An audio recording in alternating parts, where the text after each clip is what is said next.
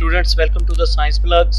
आज हम vector and equilibrium का दूसरा लेक्चर पढ़ने जा रहे हैं और इस लेक्चर में हम क्रॉस प्रोडक्ट से शुरू करेंगे क्योंकि लास्ट टाइम हमने डॉट प्रोडक्ट तक पढ़ लिया था। तो आइए स्टार्ट करते हैं। वेक्टर और cross product, multiplication of two non zero vector which results in a vector quantity is called vector और क्रॉस प्रोडक्ट। क्योंकि ये एक वेक्टर प्रोडक्ट है तो इसकी डायरेक्शन भी होनी चाहिए। दो वेक्टर्स का जब क्रॉस करेंगे तो उनकी कोई ना कोई डायरेक्शन होनी चाहिए। तो डायरेक्शन हम बताते हैं राइट हैंड रूल से। तो उसके लिए मैंने दो डायग्राम्स बनाई हैं, आप देख सकते हैं कि ये ए और बी है।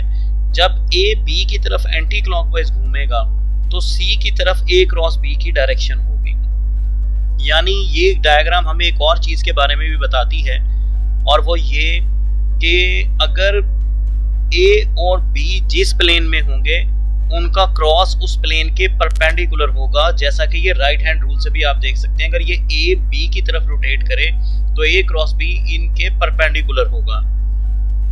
तो यही चीज हमें ये राइट हैंड रूल भी बताता है। कैरेक्टरिस्टिक्स है वेक्टर प्रोडक्ट की, जैसे डॉट प्रोडक्ट की थी। तो कैरेक्टरिस्टिक क्या है जी? Commutative. A vector product is a non commutative, यानी आप ए क्रॉस बी को बी क्रॉस ए नहीं लिख सकते, जैसा कि आप a dot B is equal to B dot A लिख लेते थे। लेकिन ये क्रॉस प्रोडक्ट नहीं है, क्योंकि क्रॉस प्रोडक्ट कमोटेटिव नहीं है, क्योंकि ये डायरेक्शन भी होती है। तो a क्रॉस बी अगर ऊपर की तरफ है तो माइनस बी क्रॉस ए नीचे की तरफ होगा। इसी तरह प्रोडक्ट ऑफ परपेंडिकुलर वेक्टर, अब परपेंडिकुलर वेक्टर्स का प्रोडक्ट यहाँ मैक्सिमम होता है क्योंकि साइन 91 होता है। डायरेक्शन के लिए हमेशा साइन को लेते हैं हम। तो ये अब हमें पता लगा कि साइन 91 है तो ये मैक्सिमम प्रोडक्ट होगा, लेकिन डॉट मिनिमम होता था। इसी तरह पैरेलल या एंटी पैरेलल का जो प्रोडक्ट होगा वो साइन 0 भी 0 होता है, साइन 180 भी 0 होता है। यानी पैरेलल में भी ए क्रॉस बी 0 होगा और एंटी पैरेलल में भी ए क्रॉस बी 0 होगा। इसीलिए हम कहते हैं आई क्रॉस आई, जे क्रॉस जे, के क्रॉस के, ये 0 होंगे। Product in component form, product in component, ये ए और बी दो कंपोनेंट की फॉर्म में हमें दिए गए, हमने इनको क्रॉस किया तो ये हमने तमाम इनको मल्टीप्लिकेशन की। यानी ए को पहले, ए आई को पहले बी पूरे वेक्टर के साथ, फिर ए वाई को पूरे बी वेक्टर के साथ और फिर ए जी को पूरे बी वेक्टर के साथ हमने मल्टीप्लाई किया। अब यहाँ पे एक गौरतलब बात ये है स्टूडेंट्स कि हमने कहा आई क्रॉस आई, जे क्रॉस जे और के क्रॉस के, जिनमें ये सिमिलर वेक्टर क्रॉस हो रहे होंगे वो तो सारे कंपोनेंट 0 हो जाएंगे। लेकिन जिनमें नहीं हो रहे उनका क्या होगा?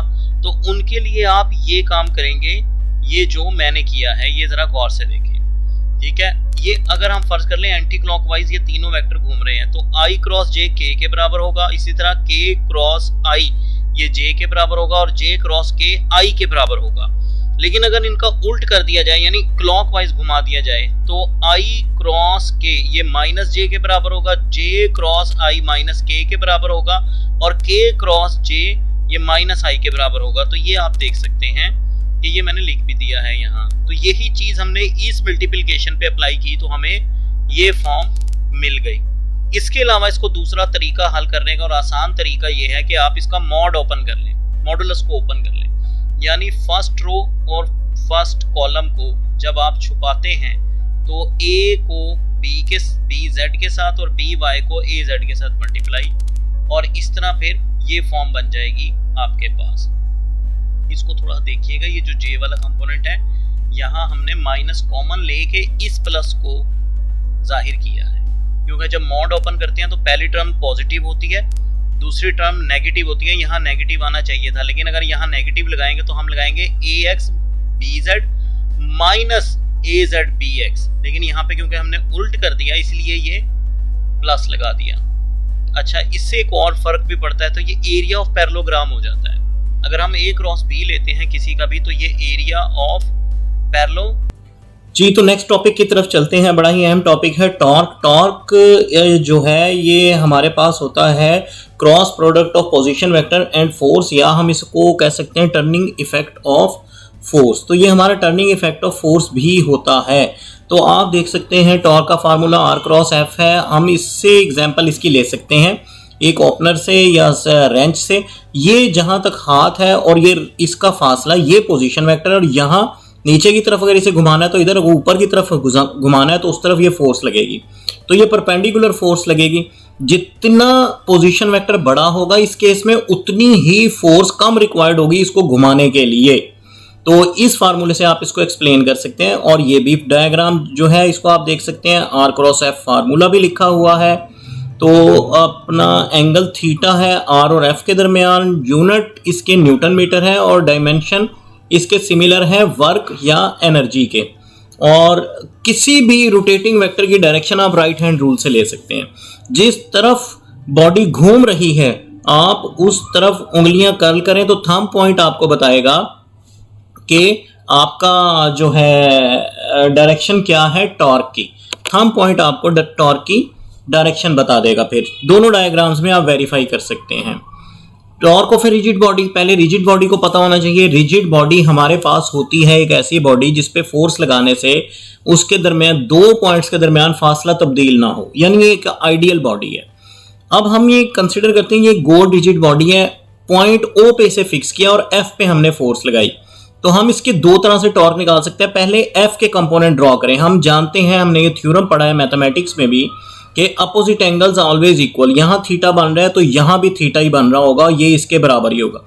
तो इस थीटा के लिहाज से यहां जो बनेगा इमेजिनरी थीटा, उसके लिहाज से हम ये कंपोनेंट ड्रॉ करें तो ये एफ साइन थीटा हो जाएगा परपेंडिकुलर कंपोनेंट, और ये F cos theta. F cos theta जरा देखें पोजीशन वेक्टर की सिमत में है, तो हमें वो वेक्टर लेना है, वो कंपोनेंट लेना है जो पोजीशन वेक्टर के परपेंडिकुलर हो, जो कि एफ साइन थीटा है। तो ये एफ साइन थीटा हमारे पास बन रहा है, हमें नजर आ रहा है।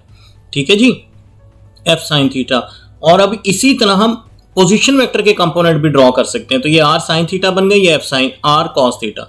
तो यहां पे भी जरा गौर करें, आर कॉस थीटा फोर्स की डायरेक्शन में है, तो ये वाला कंपोनेंट तो लीनियर मोशन देगा, तो एंगुलर मोशन कौन देगा, आर साइन थीटा। तो इसके लिए ये फार्मूला होगा फिर R sine theta into F.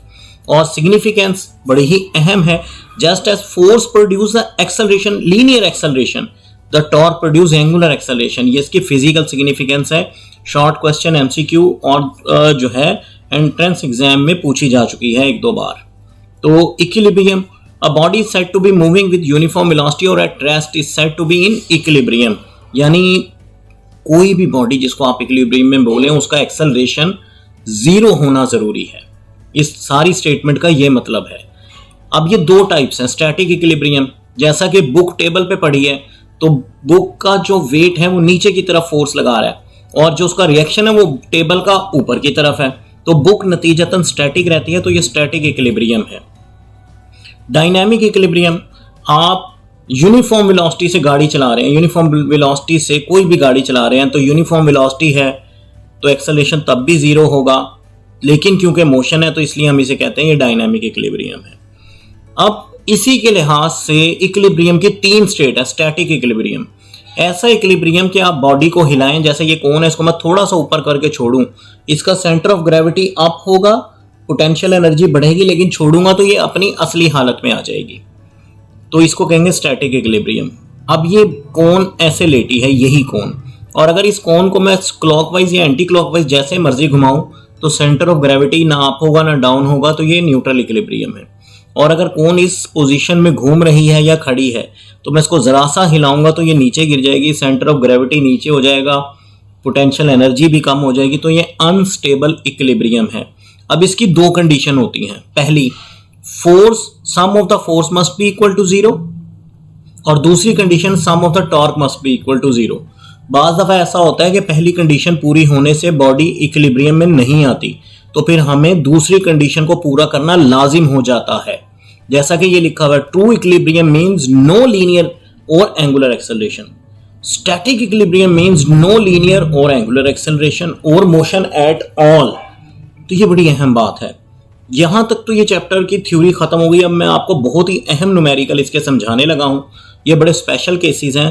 पहला सिंपल सा केस है, सीसा को बैलेंस करना है इस वेज के ऊपर, तो जितने फासले पर और जितने वेट का बच्चा एक तरफ बैठा है दूसरे फासले पर उतने ही वेट का बच्चा बिठाया जाएगा, तो सीसा बैलेंस हो जाएगा और इस नतीजे में फोर्स जीरो हो जाएगी और ये इक्विलिब्रियम आ जाएगा। Sum of the force must be zero हो गई और इसमें एक्सेलरेशन भी जीरो हो गई।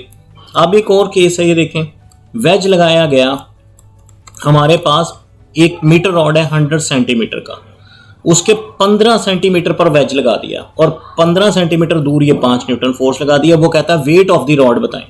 अगर वेट ऑफ द रॉड आप बताएंगे तो एक फोर्स तो वेट भी है, तो वेट उसको इस तरफ नीचे घुमा रहा है और ये फोर्स इधर। तो अगर ये वाली फोर्स 15 सेंटीमीटर है तो ऑब्वियसली वेट कहाँ होता है, सेंटर ऑफ ग्रेविटी पे। तो 100 सेंटीमीटर के रॉड का सेंटर ऑफ ग्रेविटी कहाँ होगा, 50 सेंटीमीटर पर, यानी जो 5 न्यूटन वाली फोर्स का पोजीशन वेक्टर है वो 15 सेंटीमीटर है और जो इसका मोमेंट आर्म होगा वेट का वो 35 अंडरस्टूड है कि वो सेंटीमीटर होगा फिर। तो जैसे कि ये निकाला गया, तो ये आप देख सकते हैं ये न्यूटन। अब इसी का एक सिमिलर केस है, ये देखें। अब राइट साइड पर 2 फोर्सेस लगा दी गई हैं। अब राइट साइड पर 2 फोर्सेस हैं, वही 15 सेंटीमीटर, लेकिन अब 100 ग्राम मैस दे दिया। लेकिन ये 100 ग्राम मैस नहीं लगाना है यहाँ पे, यही इसमें एक टेक्निकल पॉइंट है। इस मैस को पहले वेट में कन्वर्ट करना है जी से मल्टीप्लाई करके। तो अब ये इसका पोजीशन वेक्टर 15 सेंटीमीटर 3 न्यूटन का, सेंटर ऑफ ग्रेविटी का 35 सेंटीमीटर और ये F2 का 85 सेंटीमीटर। तो ये मीटर रॉड के लिहाज से हमने ये सब किया और ये वाली कंडीशन अप्लाई की। ये देखें, sum of the torque must be equal to 0, ये वही कंडीशन अप्लाई की। और क्योंकि F2 और F3 ये दोनों एक ही साइड पे, इसलिए इन्हें सम कर लिया गया। ये 3 न्यूटन का और ये आप देख सकते हैं 85 न्यूटन का, तो ये हमें मिल गया यहाँ पे 0.1 न्यूटन ये फोर्स लगेगी, 0.11 न्यूटन। और इसी तरह एक और अहम केस आप देखते हैं। अब हमें 2 फोर्सेस की रेशो लेनी है, लेकिन रेशो कैसे लेनी है, रेशो उस वक्त लेनी है आपको जब 2 फोर्सेस इस तरह अप्लाई हो रही हैं कि दोनों रॉड के एंड से 10 सेंटीमीटर अवे अप्लाई हो रही हैं, ये देखें, और 30 सेंटीमीटर पे वेज है। तो इसका F1 का पोजीशन वेक्टर कितना हुआ 20, क्योंकि 10 सेंटीमीटर पीछे छोड़ दिया है। और इसका पोजीशन वेक्टर कितना हुआ 60, क्योंकि इसके पीछे भी 10 सेंटीमीटर छोड़ दिया। तो ये देखें, ये 20, ये 60 और ये F1 ओवर F2 हमने निकाल ली। तो आगे चलते हैं। इसका जवाब वैसे 3 होना चाहिए, 3, हाँ जी 3 होना चाहिए, ये 2 लगा हुआ है, सॉरी। नेक्स्ट देखते हैं जी। ये बड़ा ही अहम एक पॉइंट है हमारे पास, ये देखें। अब वो कह रहा है फोर्स लग रही है 100 न्यूटन की, लेकिन लग ऐसे रही है कि वो रॉड के किनारे के साथ इस तरह अप्लाई हो रही है कि वो रॉड के साथ 30 डिग्री का एंगल बना रही है। तो अब क्या करें, अब हमें इस 100 न्यूटन वाली फोर्स के कंपोनेंट ड्रॉ करने पड़ेंगे। ये परपेंडिकुलर कंपोनेंट यहाँ और हॉरिजॉन्टल कंपोनेंट यहाँ। इसमें टेक्निकल पॉइंट ये है, बेशक परपेंडिकुलर कंपोनेंट यहाँ आएगा, लेकिन पॉइंट यही कंसीडर करना है, ये वाला, यानी पोजीशन वेक्टर यही होगा, 50 सेंटीमीटर ही होगा। और कंपोनेंट लेंगे हम इसका साइन थीटा वाला, यानी ये, क्योंकि साइन थीटा वाला नीचे की तरफ फोर्स लग रही है, ये जो है साइन थीटा प्रेस कर रहा है। तो ये देखें, और वैसे भी 50 न्यूटन मैंने लिख दी, क्यों लिख दी ये देखें, ये 50 सेंटीमीटर ये हो गया पोजीशन वेक्टर, 100 न्यूटन ये वाली फोर्स, और 30 1/2 है तो ये 50 कर देगा इसको, इसलिए ये 50 लगाई यहाँ पे, और ये F1 निकल आया। तो आप देख सकते हैं कि आज का लेक्चर इंतहाई अहम लेक्चर था। क्यों? क्योंकि इसमें हमने बहुत ही अहम केसेस न्यूमेरिकल के डिस्कस किए। नेक्स्ट टाइम तक इजाज़त दीजिए।